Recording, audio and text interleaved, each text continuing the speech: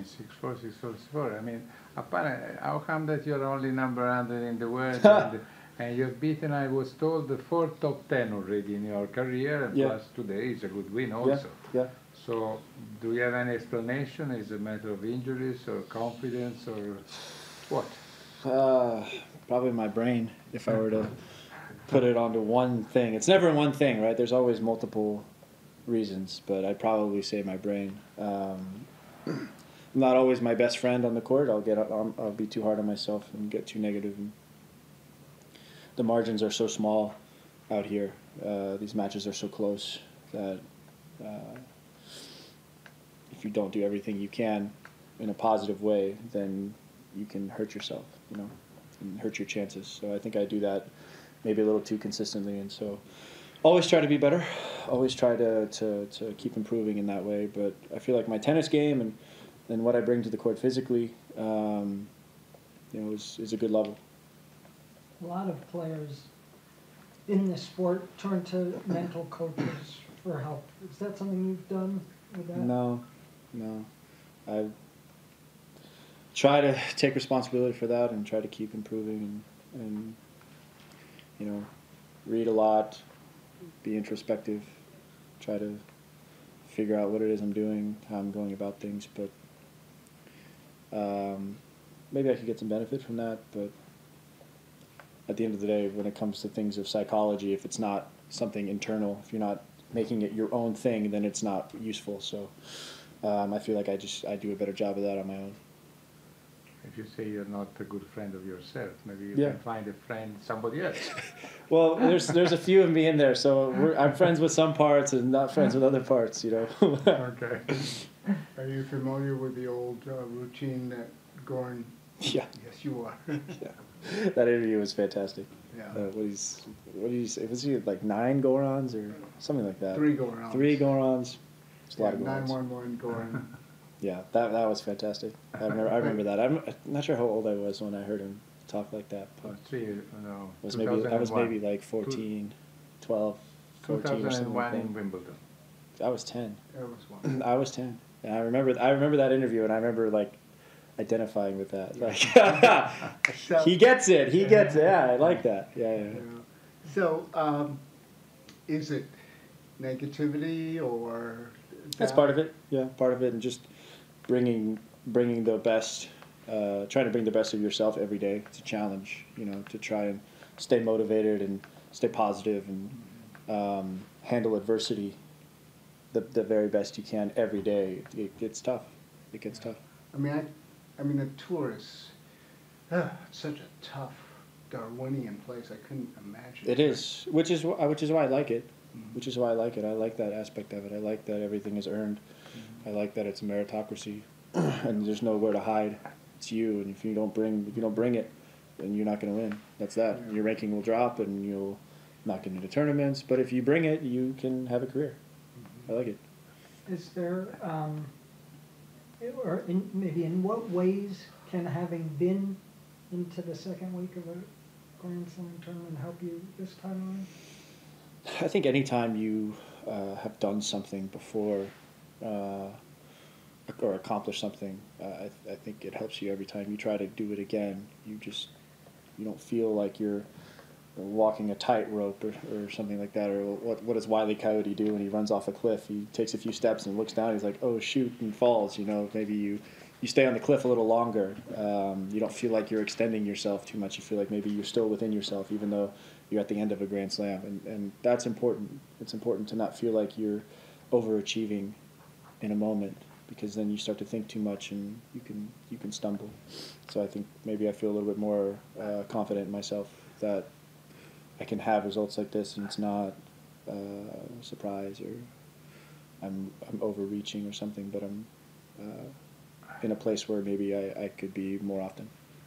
You may have to play somebody else who is not also a good friend of himself all the time. Not all the time. He's called Fabio Fognini. He's up 1 set and 4-2 in the second. He may lose because I mean, we know him that Right. he's a kind of unpredictable guy. Right. What do you think? Have you ever met him or known him also outside the court and so on? Yeah. And what do you think of this eventual match? Well, we've played a few times in the past, and it's always a tight match, and it's always close and up and down, and good shot making, and it's fun. I enjoy playing him because of what he brings with his tennis, and then I always know what he's thinking, and I think he always knows what I'm thinking. I don't think there's nothing we don't hide anything from each other very well, so it's kind of fun to battle with him. He's a character, man. What you see is what you get. I mean, he lets you know. But when he played you in Wimbledon, he lost 3 sets to love, and after that he said he would like to throw a bomb on Wimbledon. And, Yeah, well, that was maybe a little much for sure. A little much. Yeah, it was a little much. You call it a little That much. being said, I'm going to go to the referee's office and ask for the loudest court I can find. No, I'm kidding. The only person that probably was more distracted than me was him on that day. I feel for him because I know there's a lot of movement, and I struggle with that as well when it's kind of chaotic. But I knew that maybe it would bring his level down a little bit, and so that was okay for me. What exactly was going on that day? We're never really entirely sure. It was court 14, and court 14 is chaotic. It's chaotic. It's small. There's a walkway right there, and it's kind of sloped, so you see the people as they walk. You don't see them at the beginning, then you see them at the end. People are watching from there. Actually, people were leaning on one of the dividers between the walkway and the stands, and it fell over and collapsed. Like it's a lot of attention. A round of 16, people wanted to come watch the match without enough room, so you feel like you're kind of getting claustrophobic, and there's too much movement, and it's a difficult court for that particular setting. That's all. But you know that you take one look at the setting, you're like, okay, this is going to be a little chaotic. You try and make your peace with that and do your best, but it's a challenge. Yeah. Well, you didn't threaten to foul anybody. So. No, well, things were going a little bit better for me on the day. If they hadn't been, I don't know. No, I would like to think that I wouldn't have, but you never know. Wasn't there something with the replay system too? I feel like there was something. I think the screen started flipping out a little bit. I think I remember that, and there was a couple challenges in the second set tiebreaker that were extremely close, and we gave each other some looks in that one, just like, wow, that was a close one. I think that tiebreaker was like 14-12. That was a big one. Tennys, you said you like to read. What sort of things? Yeah, all kinds of things. I like fantasy the most.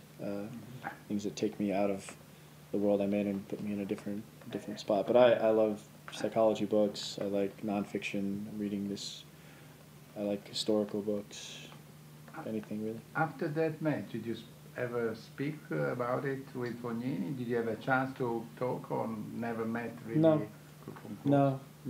I don't think we haven't spoken a whole lot. Just how's it going? Do you think What's up? you have this career traveling the world, hitting the yellow tennis ball? Do you ever think it's a little bit of a fantasy that you can play this game? It's strange. That's for sure. Some days feel like a fantasy, for sure. You feel like it's a lot. It's a lot sometimes, and you have a big win or something, and it's like a couple hours later, like, what was that? That was a thing. Like, was I out there playing? I don't after my second round match, I was like, I don't even remember playing. What did I do today? Like, it was just strange. As I keep playing and keep having, bigger moments, it becomes more surreal almost in a way. But it's cool. There are many positives to the job, and some harder things, but everybody has hard things in their job. But it mostly is a fantasy. Yeah. And after the quarters of finals you made here 2 years ago, has your life changed dramatically or not much? No, I don't have to worry about money so played? much. I don't have to worry about money so much.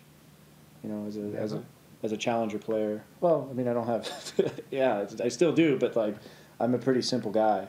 I don't have I don't have much need for stuff. You don't have a Ferrari. You No. don't drive a Ferrari. No. You never know. But from futures and challengers, I was always a month or two away of bad results of running out of money for years. So I don't have to worry about that, which is nice. But outside of that, no. Maybe my mom's a little more proud of me. Do you have any, you mentioned your mother, do you have any family or friends here with you? No family. I've got some friends that are from here, that I always see here every year that have come out for my matches, and that's always a good time. And my coach and physio. But Two things, help me out with your interesting T-shirt. I'm not sure I know. oh, it's a John Varvatos T-shirt. I like the skeleton. Yeah. Yeah. Okay. And do you, I know, vastly different subject. Do you think some of the calls for restructuring payments in the ATP where challengers and lesser ranked players would get more money? Do you think that is an important thing or a good thing? It depends. Depends what what restructuring looks like. You know, I mean, I think having more job opportunities is a good thing, but also paying the people, not talking about myself here, but people that drive the sport, they should be paid well. If there's only a handful of guys that really drive the sport economically, and they should receive payment that reflects that. Mm-hmm. I'm not driving the sport. I get to participate. So it's a sport where, I mean, I feel you're absolutely right. Mhm. There are probably 7 or 8 tennis players who are really On both sides, on men's and women, yeah. there's 7 or 8 players, and that's it. And Yeah. they drive the sport. And outside of Yeah. that, the Grand Slams drive the sport, and some of the 1000s events and premier events drive the sport, and some of these players do, and that's about it. So myself, I'm not I'm not doing much economic. I don't have much economic Wait a value. second, the sport's named I don't have a after lot of economic value. So I think there should be more job opportunities, but how you go about doing that, I'm not Well, sure. if I have it right, the challenger system was narrowed recently, where there were sort of less opportunities for. Yeah, they tried to add a different tour with the transition tour points and made some of the challenger draws, qualifying draws smaller, way smaller. That didn't work. They changed it back, which I thought was smart. But it's a challenge. I mean, how do you make something that can't stand on its own? How do you increase the economic value of the people participating in something that can't stand on its own? How do you do that? That's a good question. Talking about Challengers. Challengers. How do you make them? How do you increase prize money in challengers when they're not economically viable themselves? It's a challenge. You got to take it from somewhere. Yeah. So And where do you take it from? Do you have to give every player housing, and what's the impact on tournament directors? There are many questions. It's difficult, right? It's difficult. And American challengers have a lot of housing. Now they're required to put forth hotels. So now they have to book all these hotels for everybody, but then some of the players have housing.